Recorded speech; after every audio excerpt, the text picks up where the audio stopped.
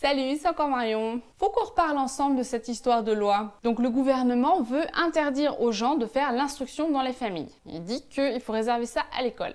Mais alors, c'est pas clair. Moi, en tout cas, j'ai besoin de quelques précisions. Quand Mario il dit les familles n'ont pas le pouvoir sur les contenus et les méthodes d'enseignement, moi j'ai un petit souci dans la limite des choses en fait. Comment ça se passe en pratique? Non, parce qu'un enfant, ça apprend constamment. Genre tout le temps, en permanence, non-stop. Peut vous faire tout le champ lexical. Donc, pour éviter toutes les situations à risque d'instruction, je me disais que ça pourrait être pratique s'il y avait une sorte de règle de bonne conduite parentale pour qu'on soit sûr de ne pas instruire nos enfants involontairement. Chani, t'es où? Ici, Mais tu fais quoi? je lis. T'es en train de t'instruire là ou je rêve? J'ai pas fait exprès. Tu sais que c'est totalement interdit par la loi, ça? Donne-moi tous tes livres. Non mais vous faites quoi là? Vous jouez aux jeux vidéo?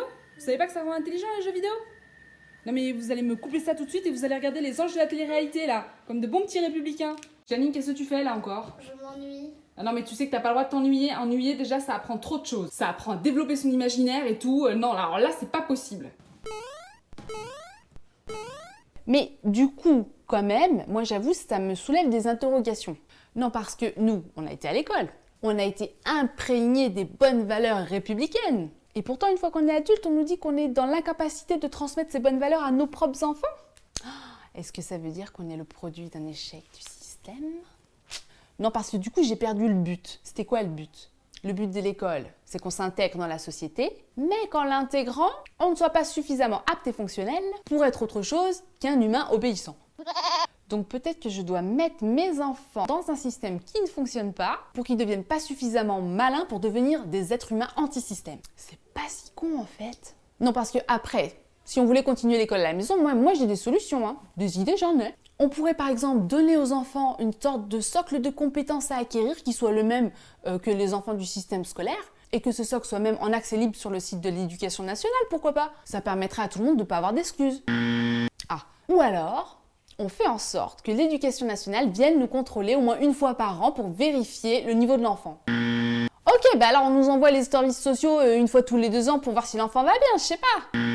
Ok, alors dans ce cas-là, on n'a qu'à prendre des mesures mais hyper radicales, on n'a qu'à interdire les écoles clandestines. Puisque c'est ça le fond du problème en fait. Ah mais clandestine, ça veut dire que c'est déjà illégal et interdit. Mais alors il est où le problème, putain? Moi, je les imagine super bien dans leur petit bureau en train de réfléchir à cette loi. Ok Bob, t'es au courant que ça sert à rien notre mesure. 0,4% des enfants de France en instruction en famille, dont la moitié sont handicapés, alors qu'en attendant tous les terroristes ils sortent du système scolaire. Hein. Bah oui Bob, bien sûr qu'elle sert à rien. Mais c'est pour donner l'impression qu'on agit. Une minorité, c'est facile à écraser, ils peuvent pas se rebeller. Comme ça les Français ils croient qu'on fait un truc de ouf et ils arrêtent de nous casser les couilles. Et ils nous réalisent au prochain mandat. C'est quand même moins chiant que d'améliorer tout le système scolaire français. Hein. Bah ouais. Et allez. Après, j'ai d'autres questions. Par exemple, si cette loi, elle passe et que t'es prof, est-ce que tout ce qui sort de ta bouche est potentiellement instructif? Ou bien t'as des horaires réservés au sujet intelligence, genre 8h, 16h? Non, parce que si t'es prof et que t'as des enfants et que tu leur parles en dehors de ces horaires, ça peut être quand même un peu problématique. Moi, je dis, prends pas de risque, concentre-toi sur les enfants des autres. Il fait vraiment pas bon être prof de nos jours de toute façon.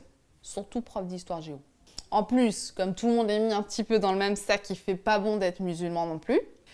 Et alors, est-ce qu'un prof a le droit d'être musulman? Non, parce que moi, mon grand frère, il est prof d'histoire géo, il est musulman et en plus, il a des enfants. Du coup, voilà, justement, je faisais cette vidéo pour toi, frérot. C'était pour te faire passer un message justement super important qui me tient beaucoup à cœur. Frérot, bon courage!